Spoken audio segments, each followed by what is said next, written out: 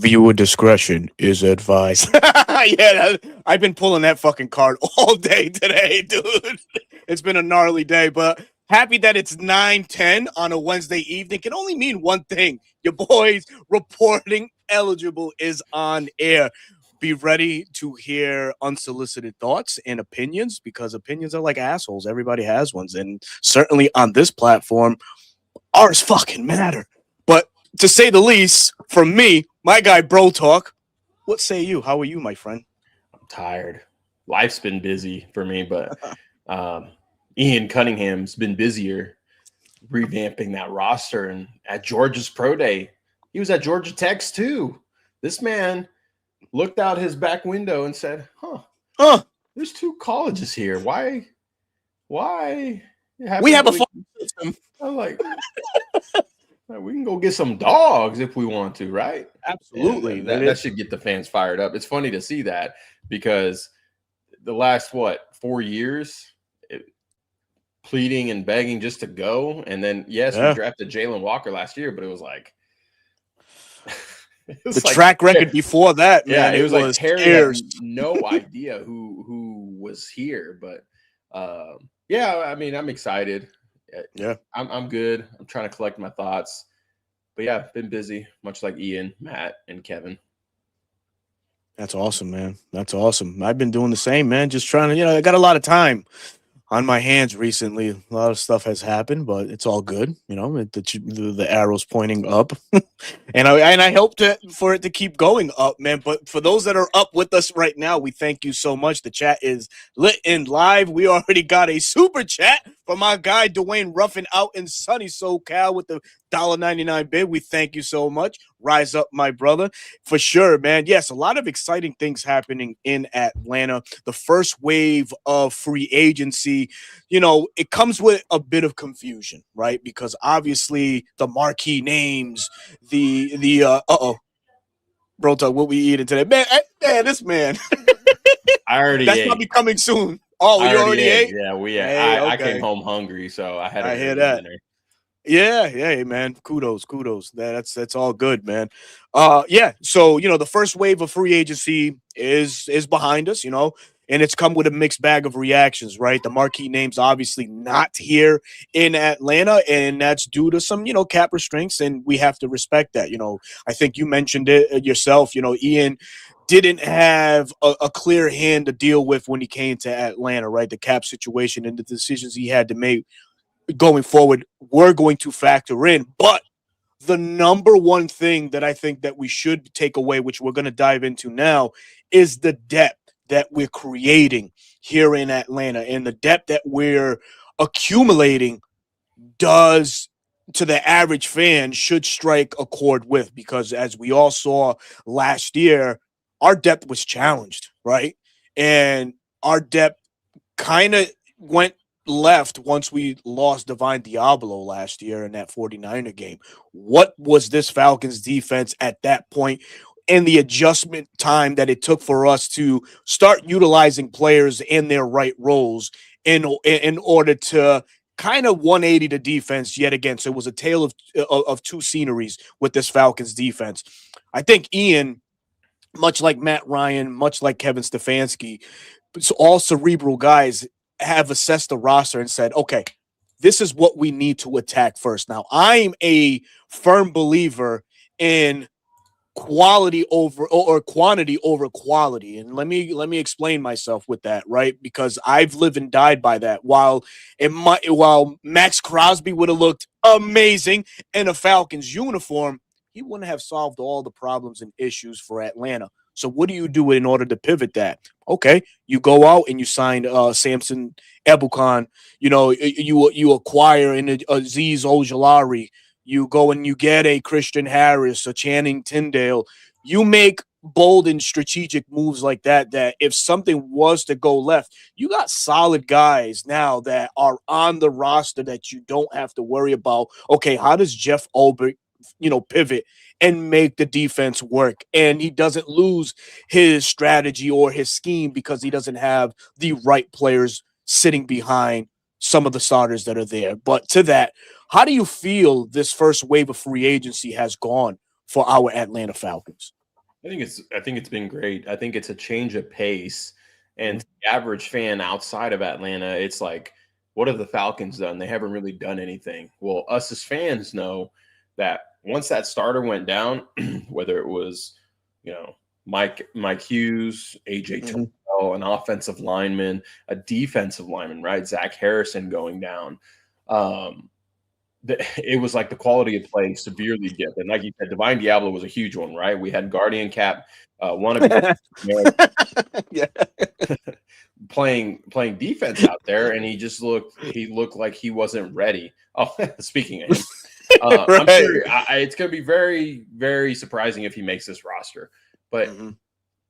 Ian saw that, right? Assessed. I'm sure he's been assessing before free agency started with Matt, with Kevin, and said, we can't have this happen. If one of our guys goes down, the person we sign doesn't have to be a superstar, but just can Mhm. do their job enough to help us win football games. So for Ian to go the way he's doing it, right? Signing them to some pretty cheap deals, right? The only one that's really been expensive is Jahan Dotson. And some Mhm. people may say he's an upgrade from Darnell Mooney. I would say that it's a different type Different. of Yeah. player. Mhm. Darnell Mooney can create separation vertically versus Jahan Dotson, I feel, can create separation across the middle.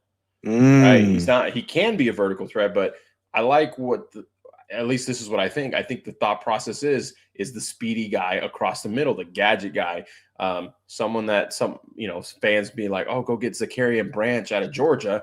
Well, we have Jahan Dotson, right? That can be our Zakarian Branch, right? He's got the speed, right? He was a first rounder for a reason out of Penn State. But overall, the one that really like struck my fancy, I was like, there's no way. And it could have been because he had an injury last year.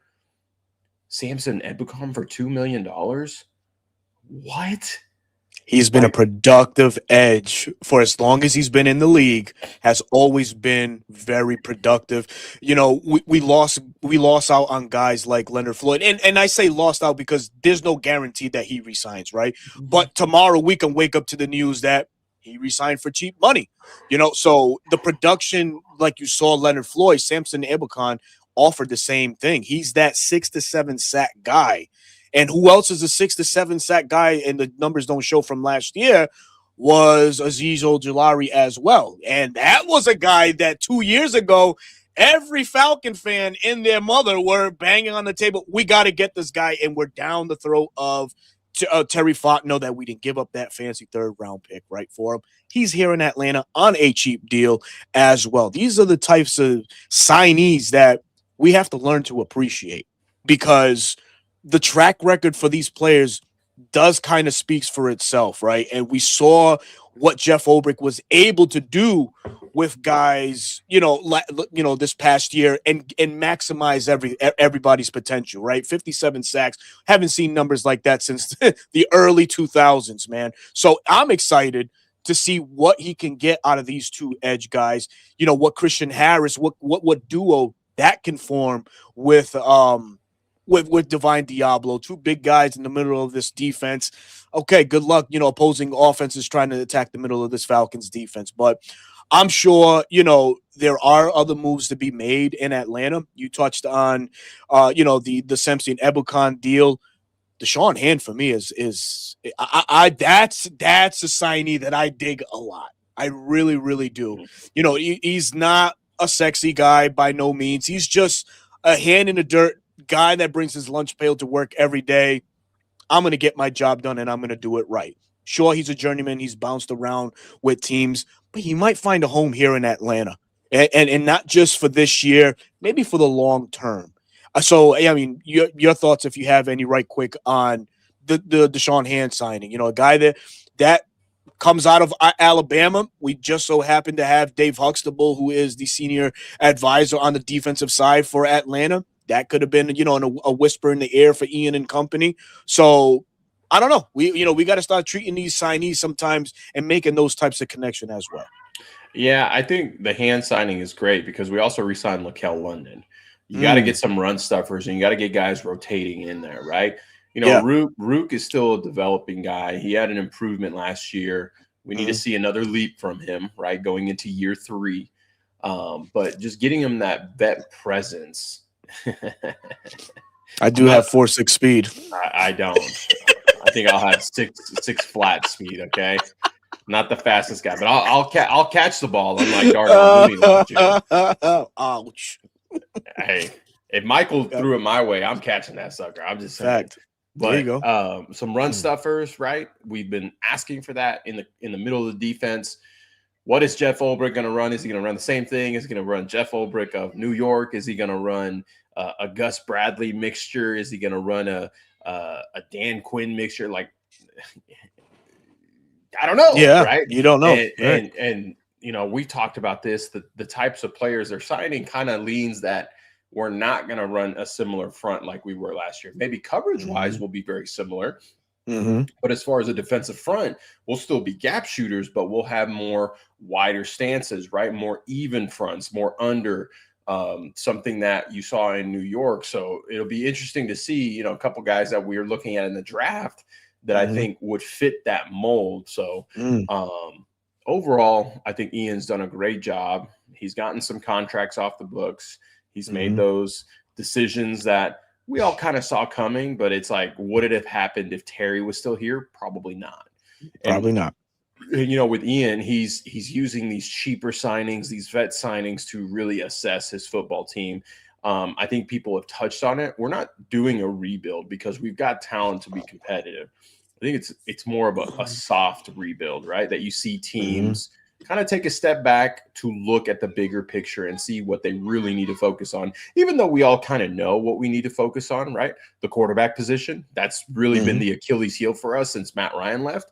Mhm. But he wants to assess the roster as a whole and not pigeonhole himself into just one position. I like this question here by Bones. Is do you guys think Bijan needs a vet at running back as a running mate, or will a rookie be enough?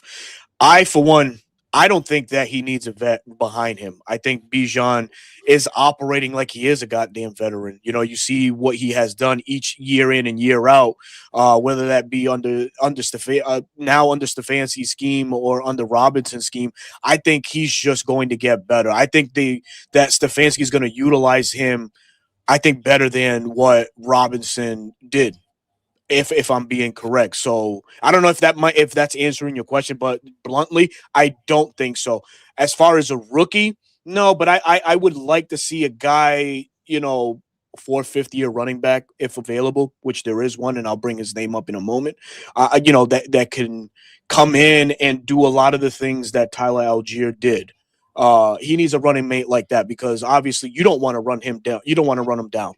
And Stefanski knows what it's like to juggle two running backs. He did it with Nick Chubb and my God, what's his name? Kareem Hunt back in their heydays. So he knows how to balance a backfield. So I don't think they need a solid vet to be honest with y'all. Nah, I'm in agreement with you. I think if they draft or go undrafted, Mm-hmm. I think it'll be fine.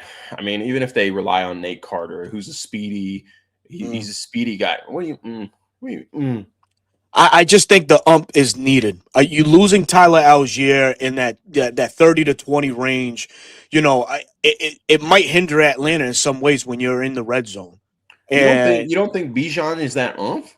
oh no, he definitely is. But I'm talking in terms of, do you overutilize Bijan in that aspect, or do you want to bring something or someone in that can give you that balance? Brian Robinson Jr. is my guy that I would like to see in Atlanta. Offers you the same umph that Tyler did. You look at the touchdown trajectory; it's about the same. You know, and he's an all-purpose back. He did it when he was with the Commanders. He offers you a lot of the similarities that Tyler is leaving a void in. That would be my guy. You don't gotta like it. That's okay. But you know, a Robinson I like it backfield, depending on the cost. How about that? I don't think the cost would be that significant, to be honest with you. He's only 26 years, 26, 27 years of age, and relatively has been healthy, same as Tyler. But I'm intrigued. I'm intrigued by that. He's a big back, 6'1", 230 pounds. He offers you that ump. I mean, if you call it for whatever it is, you're changing the dynamic, of course, when you lose a Tyler Algier when you're in that red zone. Not saying that Bijan is not a guy that can bring you all the expletive. He's that guy. He So really is. we're gonna have B Robinson squared in the backfield. Is that what you're telling me? Let's yeah. I mean, I'm sure if it's allowed. Can I B tell Rob squared. Yeah, let's give it a shot. You're gonna confuse the fans during fantasy draft. Hey, that's on them. Let me get B Robinson Jr. with the number 1 overall pick.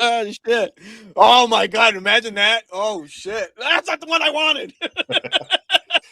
No, but for me, it's I look at it from that perspective, right? I look at it, how is Stefanski going to juggle his red zone area when it comes to his running back room, or how he, how he's going to scheme up his concept. Is 22 personnel going to be something, or is he going to live and die by the 12, 13 personnel when we get into that range and just solely rely on Bijan? I'm in the crowd where give me a thumper down there where you're going to make defenses really pay to stop the run in Atlanta. I think you're looking for a done and duck it. Is that what you're looking for? Why the hell not?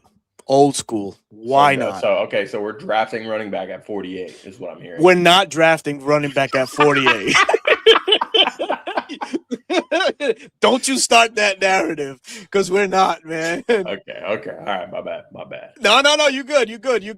There's a lot of people out in the Twitter world that love to, just drive the narrative in terms of what is needed actually at 48. And for us, we can speculate all we want, but to be honest, I think we might go offensive line. Well, will we actually be at 48? He's not a trading man. He's not an aggressive type like Terry. He might stand pat. I mean, I don't know. Who knows? He might be picking at 52 instead of 48 is what I'm saying. Oh, 52, 52. I like that. Hey, open to all suggestions in that regard. Why the hell not? So begs the question. I guess we're talking free agents is still available. B Rob is still available. Do you see a free agent that's out there still that piques your interest? Because there's one guy we have to kill some traction on. But any names out there that still, tickle your fancy? Well, the guy out of Houston, Dare Ogunbowale. It gives you returner ability, gives you some third down. Hey, let's give Bijan a little bit of, rest. I think he's serviceable. He's a vet. He's 32 years old, understands it. I would have said Jerome Ford, but I think he signed with the team. He did. He did sign with the team. So that would be someone. Hey, why not get a reunion train? Kareem Hunt. Kareem Hunt is still available, 31 years of age. He was the goal line back for Stefanski, and he was a goal line back in Kansas City. He took touches away from Isaiah Pacheco, right? And Isaiah Pacheco, some people regarded as a bit of a thumper, right? He was the kid with silver teeth that needed to go to the dentist that would just stick his head down and try and run you over. And then Kareem, hey man, I mean that's the best analogy I can give you. But Kareem Hunt, was taking touches from him. So I don't know. I don't want them to go out of their way because you could have gotten Rachaad White. Rachaad White signed for 1 year, $2 million. $2 million. Are you surprised? Let me stop you there. Are you surprised at how low these contracts have been handed out by several teams? Yes. Other than the Carolina Panthers overpaying for a lot of players, which congratulations on that part. Yeah, but are you surprised at the least bit like Rachaad White, like $2 million, really? Like for a running back of his skill set? It seems like either it's a giant contract or it's very low with a heavy incentive pool. Right. It's very heavy incentive. And I don't know if that's the trend that we're going into the NFL. But yeah, 1 year, $2 million. I would have thought he'd get at least 1 year 5, 1 year 6 or something, but maybe he took cheaper money to reunite with his college teammate, Maybe. Jaden Daniels. I don't know. But it does seem like a lot of vets are taking cheaper and cheaper deals. Yeah. This one here, Najee Harris, in or out on him. I would. He can barely see. He's only got one good eye, and he doesn't know where the gap is going to open up. Like he reminds me of a Trent Richardson that runs into the back of the offensive line. I love that comparison. That Yeah. I'm totally out on him. Like, And don't he's do from not. Alabama. Yeah. There have been very few Alabama running backs that actually pan out. The three that come to mind right away: the King, right, Derrick Henry, Mm-hmm. Jahmyr Gibbs, and then I Mm-hmm. just had Josh Jacobs. Those are the only ones that Yeah. have really panned out. Stay away from Alabama running backs. That's all I'm Yeah. gonna say. They're typically not that good. I think your boy AJ Epinesa just signed, I think, with the Cleveland Browns. He was still out there. And I think I just No, saw something. 1 year, no, 5 million. Yeah. Ian, no, that was Yeah, my yeah, man. Yeah. guy. I feel like he did. But with AJ, I raised you a Khalil Mack. Does that still pique your interest in any way? He's still productive if he's out there He signed. still. He re-signed with the Chargers, bro. Did he resign? Did he? Yeah. I'm not sure. I did Let have me a go back. AJ. All right, I'm done. Oh man, Joey Bosa. Hey, I'm all down for it. If you're going wide nine, hand in the dirt, true DNs, Mm-hmm. give it to me. Okay. Give it to me. Okay. Give it to me. Give it to me. No. No, but I'm surprised that Ian hasn't targeted offensive linemen in free agency. Well, he So did. that, He targeted Corey Levin, Lloyd Cushenberry's well, yeah, backup. Lloyd quit. Yeah, okay. All right, you got me. But I'm just saying, like, but what's that compared to all the defensive linemen that we've signed? So for me, sometimes subliminal things like that are an indicator where we might go actually in the draft. So I don't know. Could That's we go center? Would at that be 48. elite? It's too rich. It's too rich. I think you target one of these offensive tackles, especially guys that you may think might go in that back half. Could it be Oscar Delp, who just had a phenomenal pro day at Georgia? What are you doing with Kyle Pitts if that's the case? What do you mean? What are you doing? Does Stefanski's scheme allow two tight ends within the scheme to be properly utilized? Okay. Yes. I'll be basing that off of Harold Fannin and David Njoku. Exactly. Okay. Because Charlie Warner is more of just a sixth offensive lineman. You're not thinking Charlie Warner is a receiving threat. Oscar Delp, man, because then if Kyle walks, signs a big lucrative deal, hey, low comp pick, or we touched on this, if he doesn't fit what Stefanski and Tommy Rees wants to do, and he starts the season with us, hey, playoff team, look what I have here, to the highest bidder. Right, right. And that was a behind the stage discussion too.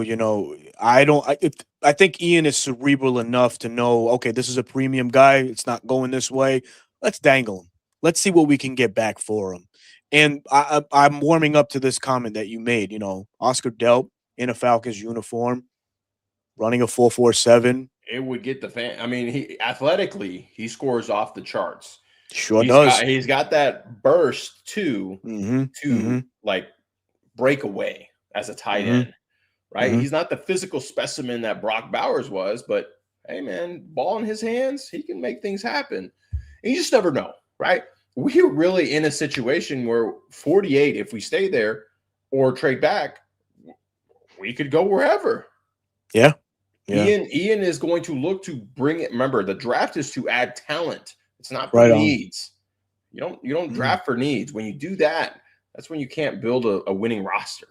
Why do you think Howie Roseman last year, you didn't need a linebacker? Why'd you take Jahad Campbell? Because Jahad Campbell's a good freaking football player, and that allowed them Nakobe Dean to walk, and guess what? They got a comp pick for Nakobe Dean. Smart. Strategic. I'm not going to talk about the Ravens anymore because Eric DeCosta, I kind of him after what he did. He blackballed himself, dude. He did. He really freaking did, man. Oh man, hey Max, if you ever want to come on a podcast that has a little traction, come on down. You can make all the spews you want, man. This is on a side note, like got it off topic. But did you hear him on his podcast say that the first 5 hours that he was in Baltimore, didn't see Jesse Minter and didn't see Eric DeCosta, and then when he did see them, like the energy was off, like he felt like something was going on, and then boom, they play keep away, and then they blindsided him. Yeah, that makes you real shady, right? Real shady to do business with. And Jesse Man. meant to, damn it, man, you don't want to sour your look with, throughout the league, first year head coach. Man. Oh man, that's bad. That's a bad look for you. Hucklebuck says, and Ian, we trust absolutely, man. And he's learned from great minds. We talking about the Baltimore Ravens, Ozzie Newsome. We talk about the Philadelphia Eagles and Howie Roseman. So, yeah, I feel like Ian is going to relish in this opportunity to make the most bold, strategies that we can do going forward. Who is this kid? We got to ban this. We got to ban this asshole. Hey, I saw a video of you playing some flag football, and just so you know, tell him if that was me, clamp. It wasn't happening. Yeah, baby. Tell him. It wasn't happening. No, I love it, man. Oh man. All right. So here we go. Back on subject. Okay, here we go. Back on subject. Let me hear your rant on this. So listen, okay. And obviously, please chime in, flame if you have to. I got to give my take on this, right? I am not for Steve Spagnuolo, guys. Why is that, right? Because Steve Spagnuolo, as great as a defensive coordinator that he has been throughout the league, known for his 2 Super Bowl stints with the New York Giants, known for his Super Bowl stints with his Kansas City Chiefs. But can you pluck from those eras any players that have had immediate or instant success on other ball clubs? Don't worry, I will wait. Because I will bring up Antonio Pierce. He flopped massively with the Raiders. I will bring up Matthias Kiwanuka, if anybody remembers who that is. What a pull. Flopped miserably. Even the great O.C. Umenyiora didn't have the success that was warranted in his New York Giant years. You look at what he's doing now with the Chiefs. What players on the Chiefs that have been on other teams have been massive hits or success, right? A lot of people chime in and say, and they use this young man right here, L'Jarius Sneed. Wasn't the case when he went to Tennessee. A lot of the players that have gone through his tutelage have been system guys under a Spagnuolo tree. That's it. That's really it. You can say Justin Reed, but he came from the Houston Texans, and he landed in a Spagnuolo scheme. Hello. Tyrann Mathieu just cut differently, right?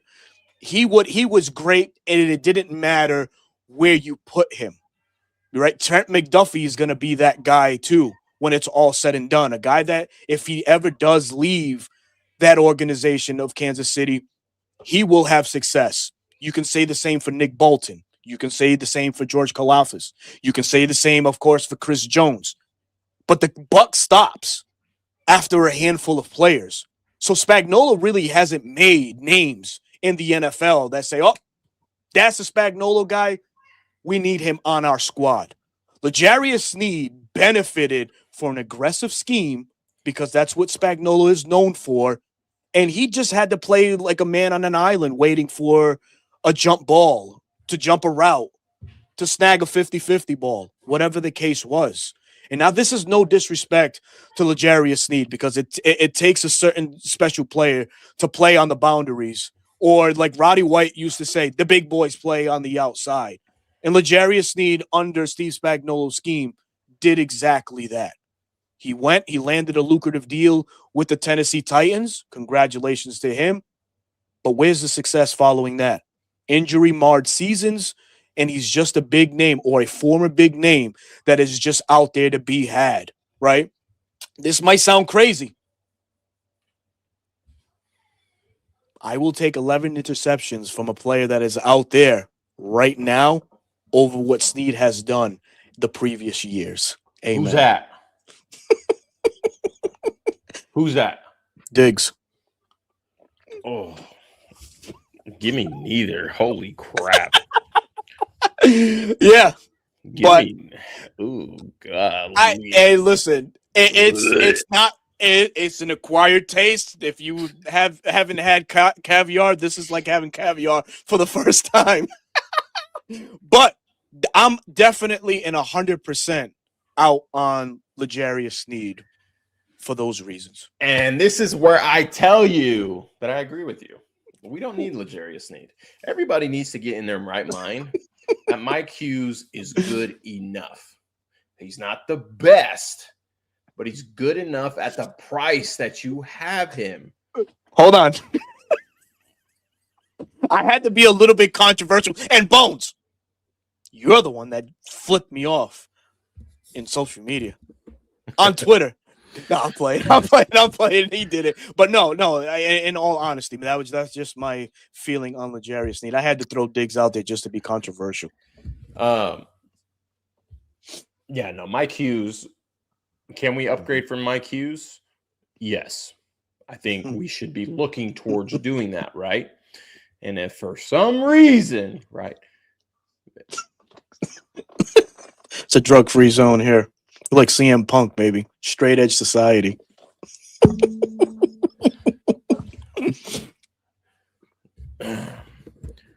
Damn, I lost my train of thought. I was gonna go stone cold there and give you a little banger, but I went dry. He said Bud Light.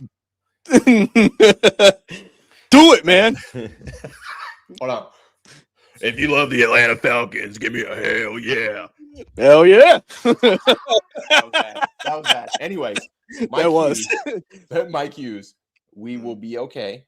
If we draft a corner at 48 or in the second round, wherever we may be, that's okay too, right? I think there's going to be some really good corners in the second round that we can take, right? Yeah. Diggs was a second rounder. I don't know what round L'Jarius Sneed was, but he wasn't a first round corner, right? No. You just find someone that fits your mold, right? That could potentially be not a superstar, but at least close to a Pro Bowl, a fringe level Pro Bowl player. Again, we don't need to spend all this money. Oh, I love it. I love it, man. We don't need to spend all this money on a washed up injured corner. We don't. Same thing with Diggs. Tore his knee. Couldn't stay healthy last year. He made his money. I mean, if he wants to come cheap, right? The Packers claimed him off waivers, and then they cut his ass right away. Why? Yeah. Garbage. Both of them are washed. They had good years. Good years. Kudos to you. It's hard to play corner. I think it's the second hardest position behind quarterback. And if you could play at an elite level, hell yeah. But when are elite corners actually available on the market? Very rare. You got to give up what LA gave up for Trent McDuffie. And it's not the first time they've given up stuff. They did it with Jalen Ramsey, right? I mean, it just is what it is. So, no. Get it out of your mind. No L'Jarius Sneed. Yeah, I just don't know, man. I just seeing a lot, and you're like, man. I don't know, man. I see you got to do your homework when you want to pluck players from other organizations. You really have to think, okay, what's the fundamentals on that defensive coordinators? What's their track record? What's their succession? What players have they molded? Then that you can honestly say, okay, that player has had impact on other teams through his guidance, and it's slim pickings. And Spagnuolo is a Hall of Fame, if you want to call him Hall of Fame defensive coordinator. Shit, how many rings does he have? 5 as a defensive coordinator. You know, two with the Giants, and then how many with the Chiefs? What, like 2 or 3 with the Chiefs? Whatever it is, you know, the guy does have a successful track record as a coach, but not a coach of men in that regard. So sorry, but for me, it's I'm out on him too. Jones says, I think one thing to keep in mind is we're signing guys who have history with a coach on the team. Question is, who has history that's a free agent right now? I'll give you one name. Uh-oh. Isaiah Oliver. Hey, good old Isaiah Oliver. Did Falcon. play for the Jets under Ulbrich. And he didn't play boundary. He was a nickel guy. He was a nickel guy. But we just signed a guy from the Raiders, Ricky Manning, junior ties. Competition, right? If you don't know Billy Bowman's health and you don't want to rush the young kid back in, get some competition in there. Isaiah Oliver is a big corner to play nickel. Like, he's big. But then again, it's 2026. I know. I know. Hey, I'm answering the question, okay? Oh If man, we're going to that's go at awesome. that point, you might as well get Mhm. someone like Takario Davis out of Washington Mm. from the Huskies in day 3.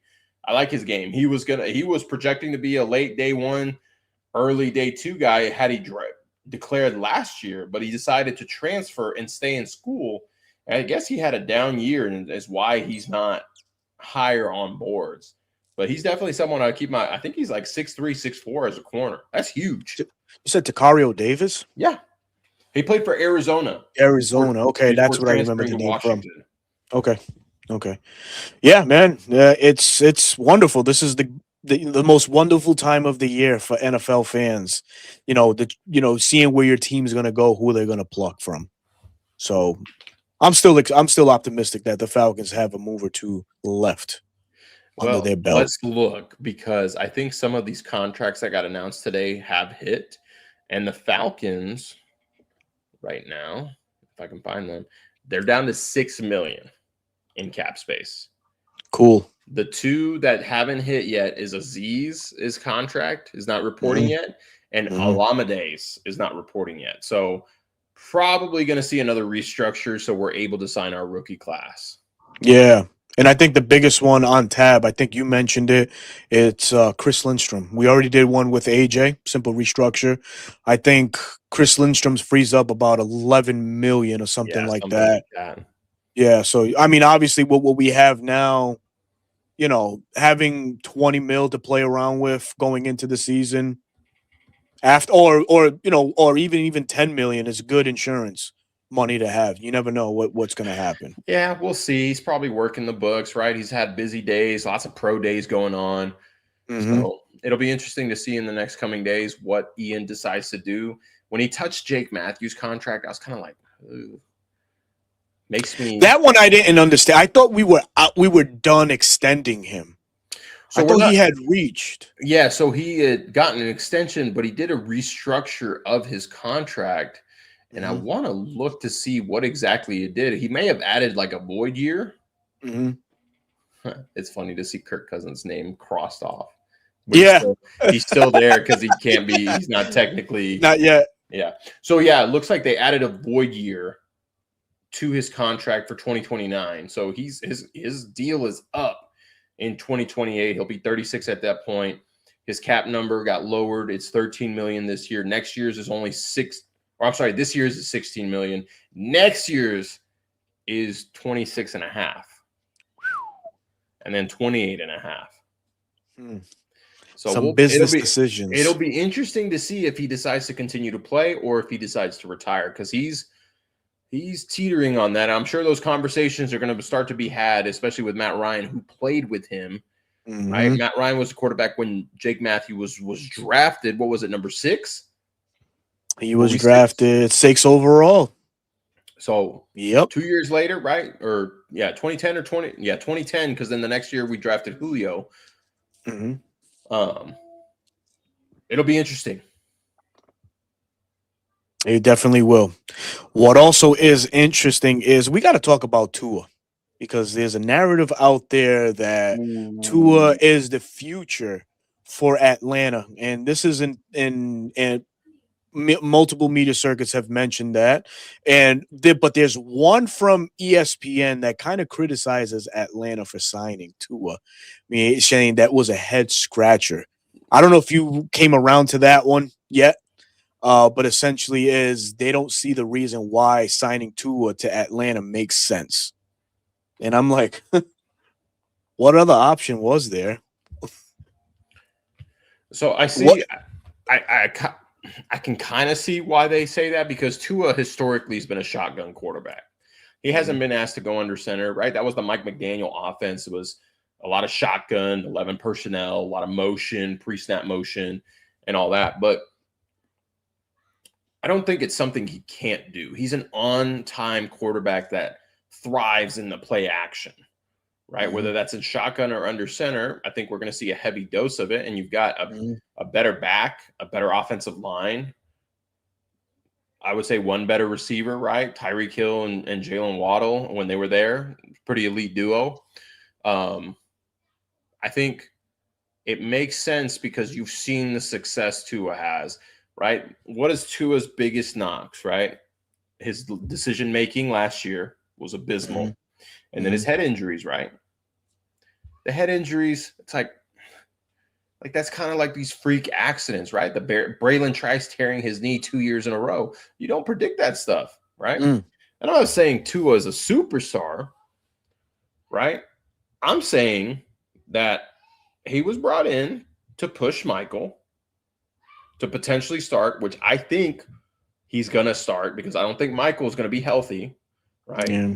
I don't think he's going to be healthy, and I think they're not going to rush it. But ultimately, I think it's Tua's job to lose.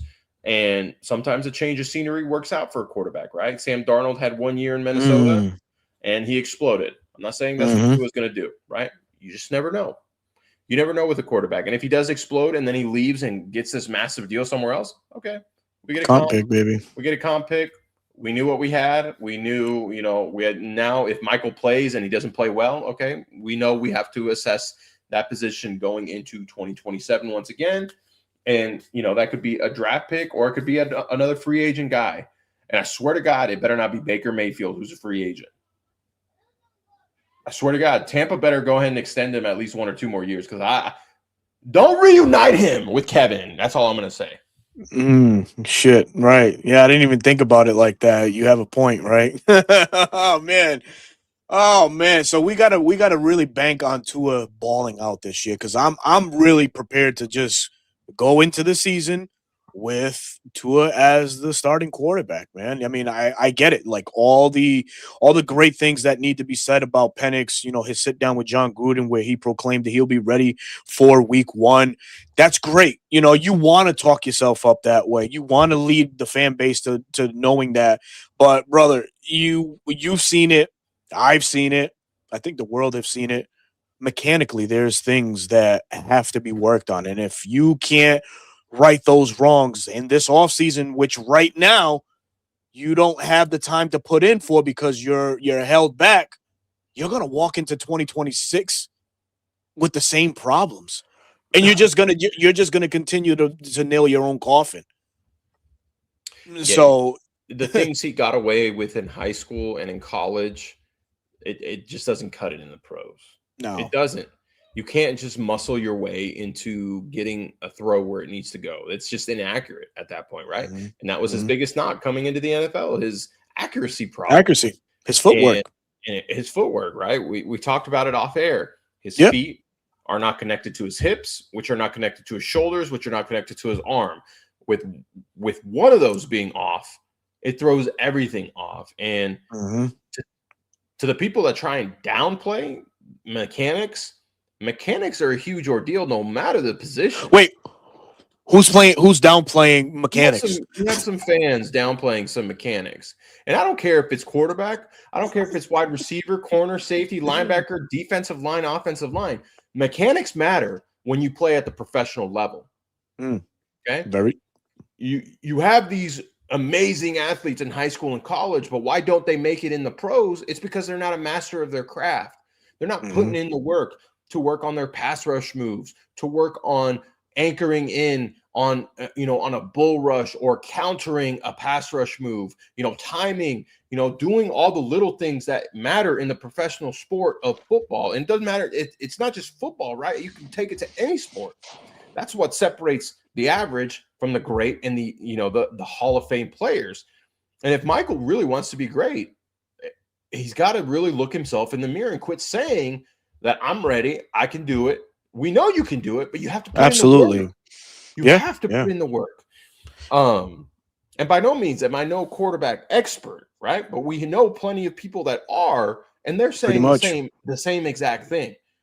Mechanics matter. Absolutely. Remember that. If you're a young viewer and you're playing the sport right now, you need to work on your mechanics and dial that in. It doesn't matter how Mhm. you need to be strong, you need to be fast. But if you can't time things and Mhm. and separate yourself that little much, right? What's the game of football? It's a game of Game of inches, inches, man. Yeah. right? That's the difference between a college guy that didn't make it to the pros and a college guy that ended up being a Hall of Fame player. Right. And one guy that is well on his way to the Hall of Fame, and the great Damsky brought him up. Josh Allen. What was he when he first came in? Just just an irrational quarterback, and he put in the work He to put in get the work. himself The to get thing, himself right. the thing about Josh Allen, though, I like the comparison, right? Because Josh Sure. has a strong arm, accuracy Yep. problems. It took time. Now he's one of the Mhm. more accurate quarterbacks in the league. He Absolutely. was he was a freak athlete. Oh man, yeah. Yeah, you could run the ball with him. They still do You to this could. day, Oh and yeah. that's that's where Penix lacks. Is like you're not designing quarterback runs for him. No, you're not. Right. And by no means do we not have faith in Michael Penix, right? Because we do. You do. We're behind, or I can Apparently, I say at don't. least Apparently, I don't. I got blocked today because apparently. to each his own, man. To each his own with that. When there's people that get muted all the time, right, and blocked and stuff like that. You're very sensical in the way that you think, and especially the way that you explain your content. It should not lead to people doing what they do, because it's like, hey, there's a person that might know more than me. Oops, sorry, it's not intended to be that way. It's just you have time to put in that work and understand the game for what it is. And we're not sitting up here to criticize Michael Penix in any way, shape, or form. We're just stating the obvious facts that are out there, right? You can open up any blog, any media, about Michael Penix, and even the draft evaluators say the same thing. When he gets to the NFL level, if he doesn't get his mechanics right or his footwork, he's going to struggle in the league. And we just want him to obviously heal first and foremost. We wish him well in that. But brother, after you're ripe and ready to go, you got to take a long look in the mirror and say, okay, this is essentially my last go at it in the NFL with this football team if I'm going to make something of myself. Well, think about this too. Like to the fans that are, apparently I am getting some food. Hold on. What is this? Don't I ever don't know question what what's this being is. brought. What is that? I don't know. Some sort of cake. There wasn't cake in the kitchen when I got in here. Well, then surprise, goddammit. Oh, it smells amazing. It looks like some sort of jelly filling. Is that guava? Ain't no fucking guava. What do you have against guava? You've already pissed me off air. You haven't watched Nacho Libre. You've never watched Dumb and Dumber. Now you don't know what guava is. I know what guava is, but I don't eat it. Okay.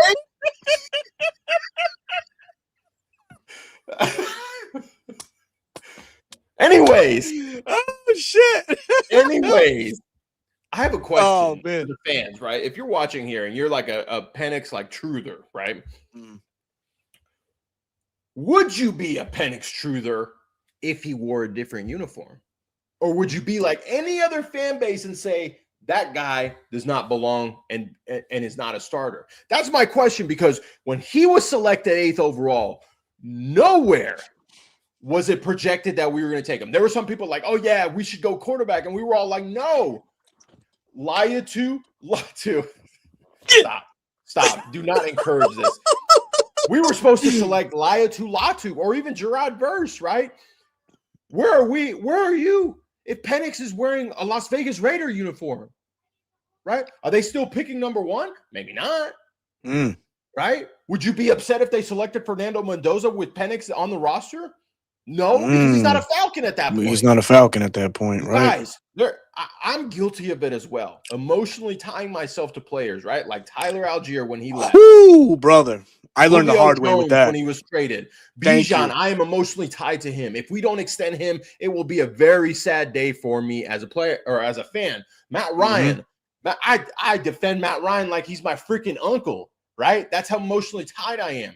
But at the end of the day, guys, what matters more? Your emotional attachment to the player or the fact that you cheer on this football team and you want W's to get out of the gutter that we have been this past 10 years? What would you rather have? Michael Penix Jr. be the starter and us go 6-11 or 7-10, or Tua start and then we go on 11-5? Are you going to be mad then? Answer me truthfully. If you're watching this and you're a Penix truther, answer me truthfully. Would you rather have a losing season with Penix or would you rather have a winning season with Tua? And I'm not saying they can't be reversed. We might have a losing season with Tua and we might have a winning season with Penix. There's no telling because it's a new regime. But answer me, what if that happens? Are we in another Desmond Ridder situation? Oh God, not him. That was some dark days because I was defending Desmond Ridder. I Yeah. believed in Desmond Ridder, and I was wrong about Desmond Ridder. I'm on air saying that. A lot of people aren't. They won't admit to that. Yeah. So at this point, I'm not emotionally tied to any quarterback because I just want to win. I'm tired of other fan bases, specifically in our divisions, talking down to us like they're that much better when we had the same freaking record last year. You know it. And a lot of them come from Carolina. I was like, brother, you've been in the same boat that we have been, if not longer. So there's really no rhyme or reason for certain Panther fans or creators to even talk, man. Damn. But yeah, I gotta clip that. Someone clip that. Yeah, man. No, do it, brother. Yeah, it's it's good shit. But it's justified talk, right? Because a lot of people are uncomfortable to talk about Michael Penix, right? You know, Michael Penix, I get it. When he was drafted, in some ways, was he deemed the Messiah in Atlanta? Probably, because here's another young, athletically gifted quarterback making his rounds, and he was expected to take us to prominence, and it just hasn't happened like that. It hasn't happened, but there's layers behind. I feel like, Penix didn't succeed right off the rip, and development is one of them. I don't feel like the coaches that were in place at quarterback, maybe, offensively, were the right fit for Michael Penix and his skill attributes. That's just my take. That's just what I feel about that, because they have a big say and a big pointing of the arrow going up in how a player develops year in and year out. So, and sure, a lot of it does fall on the player too. But to that, like you say, the truthers need to, really show us what you feel. Honestly, would you rather take a winning season with Tua or go back to, some of the inconsistencies that we've been suffering under Michael Penix? And that can absolutely be roles reversed. For me, give me what the fans are saying now. I'll take a 11-5 season in a playoff berth because, God damn it, we haven't had it in that long, brother. We haven't had it in that long. That's why, I don't get the sense is Michael Penix Jr. is a Falcon. Don't get it twisted. I want him to do well. I want anyone that wears the Falcon on their helmet, that wears the black and red and white, to do well, to be successful. When they join this team, right? Caden joining from that garbage of a team. Hey, we know, right? Relax. We're not getting there. I'm just saying either or. No. But I'll raise you this, and I'm not trying to draw a comparison where Tua can go. But was Sam Darnold ever envisioned as a Super Bowl winning quarterback, or was it him landing with the right scheme or the right coach to lead him to the big dance, the reason why he is what he is now? He's like Jalen Hurts. You surround him with good coaching, you surround him with talent, and they do just enough to help their team win. Because if you look at it, right, Sam didn't do much. He made a couple plays here and there in the passing game, but it was Kenneth Walker and that defense smothering the New England Patriots. And the same could be said, right? That's why they say defense wins championships, because the New England Patriots played abysmally in the playoffs offensively. They did just enough because the other teams offensively did worse.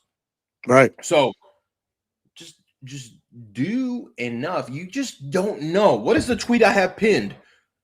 Sports are fluid. What happened last year doesn't mean it's going to happen this year, unless you're the Cleveland Browns, okay? And that's why Kevin Stefanski is happy to be in Atlanta.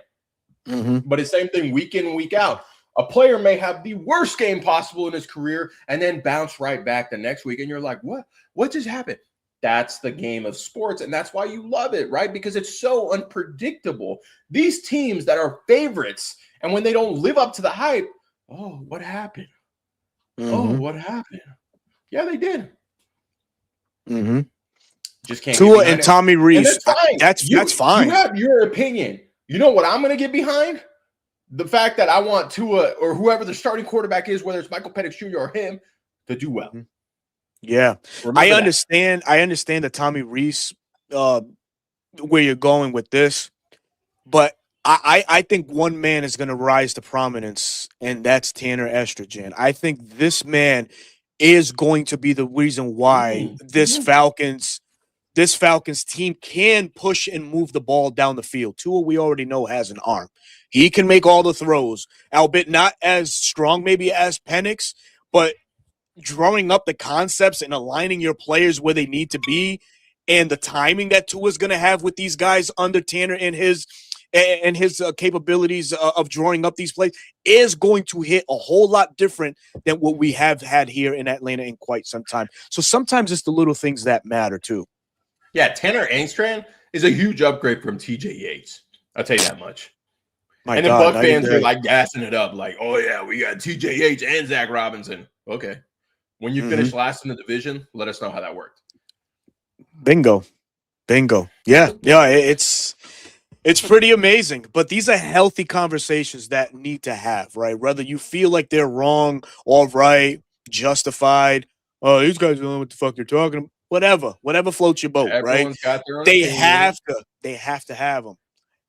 You have to have them. If you're not willing to have the uncomfortable conversations, how can you expect the team to get better? Yeah. Right? It's the uncomfortable conversations when you've been bad for so long. That's why don't be surprised if Jesse Bates gets extended, if he gets traded, or if he's let walked, right? All those three things are very possible, in these situations, especially with the GM as aggressive as Ian Cunningham to acquire draft capital. He is going to keep this team with depth. He is going to keep this team young. And young is the new sexy thing in the NFL, going that way. So that's awesome. If everyone else is young and you've got a young team, it's level, right? You just got to get the right young guy. Yeah. It's awesome. Hey, so before we close out, we got about 3 more minutes, well over 300 people here watching, man. We certainly thank everybody that has tuned in this Wednesday evening for Reporting Eligible, coming to you live as always. And again, a big thank you to everybody that is in the chat as well. We'll close out with this, and this is something to look forward to, right? The NFLPA, or the NFL Association, handed out some bonuses to certain players that hit certain escalators in their contracts based off player performances. And one of our very own, Xavier Watts, came in at number 11.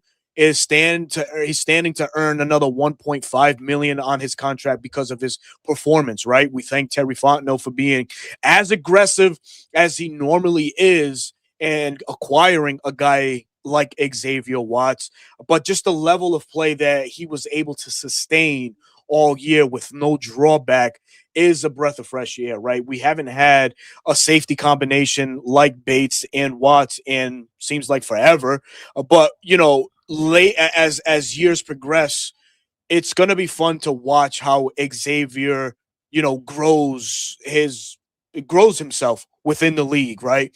We can have our very own version of a Kyle Hamilton, once it's all said and done. Maybe not as physical as Kyle is, but the playmaker, I think, is where we can draw a similar comparison once it's all said and done.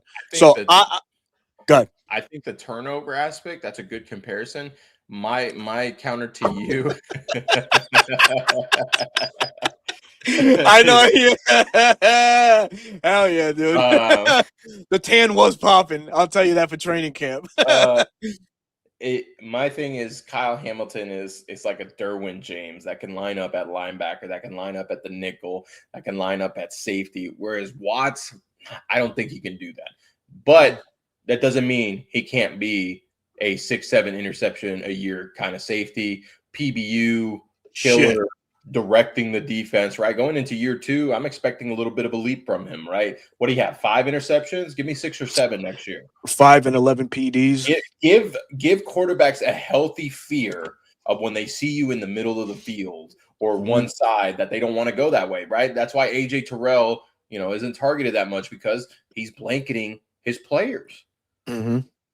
So Very, very solid, man. Very, very solid, man. This has been 1000% fun, man, as it is every Wednesday night. And we certainly have you guys to thank, man. You guys are a driving force and motivation to keep trotting out these bangers. And we're allowed to say that non biasedly so. So for the Falcons, we always want the best interest for them in whichever direction they go. I learned this lesson as you were pointing out, taking out the feeling or the attachment from a player. And I have Uncle Steve to thank, right? Because he kind of gave me that broad perspective because obviously he's been around longer than I have and he's had that attachment issue. And he came to a realization you're cheering for the team, not the player, right? You can be a fan of the player all you want, right? But it's not the player itself that actually goes and obtains the playoff berth or gets the championship. It's the team. It's collectively the team. So yeah, man, it's a hard thing to it's a hard pill to swallow, but you have to conceptualize that quick in order to move on with this team. And that's exactly what we're electing to do is moving on with the team itself. But enough from me. Bro Talk, let the folks know where they can find you on a daily basis, man. you mean lucha libre? Hold on, Oh, Before I say my stuff, did you ever watch Mucha Lucha, the cartoon? yeah, I did. Why you say it like that? That was a banger of a show. Yeah, I guess. Yeah. And I say it like that because it's vagueness that I have with reason. But yeah, I do remember. Anyways, guys, as always, short form content wherever you get it: TikTok, Instagram Reels, or YouTube Shorts. Daily tweets at BK squared 7. We put out a long form content video at Dirty Bird Central. It was my first mock draft, thinking like Ian Cunningham. I got cooked in the comments. Apparently, I don't know what the hell I'm doing, but if you want to check it out, be sure to do so. I'll drop another Do it. one. We'll update the mock draft based off who we signed. So thank you. Stop forgetting the Tuesday night shtick, man. I forget. Okay, guys. I forget because it is still kind of brand new, but not really. I am your Falcons representative on the NFC South Roundtable. What is it? 8:00 Eastern, right? Yes, it 8:00 Eastern on Tuesday night. So I'd really appreciate it if you guys came and supported. It's flooded with Panther fans because they all of a sudden think they're the best in the division. TJ has a great following with the New Orleans Aints fan base. And James, it's James, but I'd really appreciate a showing out there. Berto, I didn't get a chance to tell you. A lot of people miss you. They're like, "Where's Berto?" They miss you. Yeah, no, that's good. I appreciate all of them, but you know, it's I'm in the pay it forward way of life. I appreciate you. I'll leave it at that, man, for sure. As for me, of course, you can find me here every Wednesday night, 9 p.m. Eastern time on Reporting Eligible. And you can also find me Monday through Friday on Bleacher Report as your official Falcons content creator. Been dropping a lot of nuggets on there. And if you care to, please go on and review it. Tua was one of my main topics. That video will be dropping tomorrow. Xavier Watts, and amongst other several topics that are all relevant and related to the Atlanta Falcons. You can find them on a daily, exclusively on the Bleacher Report app. For me, a guy that has watched Nacho Libre, not like my co-host, hasn't. We'll leave it at that. But until next Wednesday evening, man, we certainly will give you your evening back to enjoy. We thank you so much again. We will see you next Wednesday night, 9 p.m. here on Reporting Eligible. And if you're going to mock the hashtag, grow a sack and call us out. But until then, enjoy your evening. Peace.